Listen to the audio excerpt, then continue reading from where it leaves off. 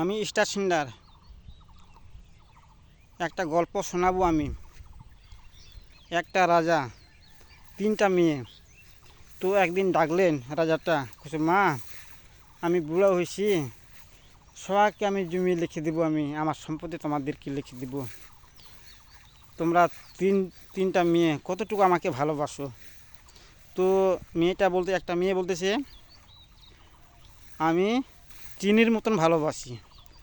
আর একটা মেয়ে বলতেছে, আমি লবণের মতন ভালোবাসি।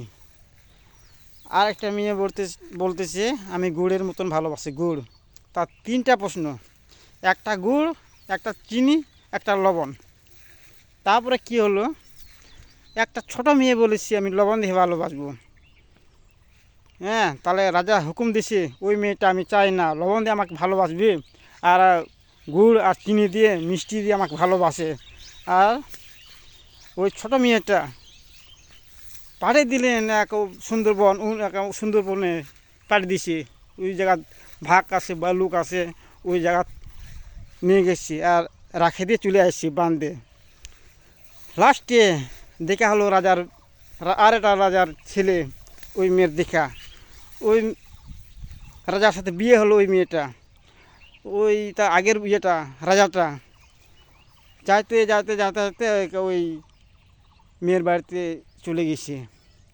তো ওই ছোটো মেয়ে বুঝে পাইছি, তো আমার বাবা আইসে, তখন রান্না বান্না করছে। একটা দিয়ে লবণ দিয়ে তৈরি করছে তরকারি, একটা গুড় দিয়ে তৈরি করছে তরকারি, একটা গুড় দিয়ে তৈরি করছে। তো তারপরে খাবার দিছে, তিনটা মেয়ে তিনটা তরকারি দিছে। একটা গুড় দিয়ে তরকারি তৈরি করছে, একটা লবণ দিয়ে তৈরি করছে, একটা চিনি দিয়ে তৈরি করছে। তো কথাটা বোঝেন। তারপরে কি হলো, খাবার দিছে প্রথম গুড় দিয়ে দিছে খাবার, খাওয়া পারল না, গুড় দিয়ে কে খায় ভাত। তারপরে চিনি দিয়ে দিছে, ওটা খাওয়া পারলো না। লাস্টে কী করছে, লবণ দিয়ে ভাত দিছে, লবণ তরকারি দিয়ে। তো খাতে খাতে খাতে খাতে ও রাজাটা মানে হাসতে গেল, পড়ে গেল। লাস্টে কথা, তুমি কে মা?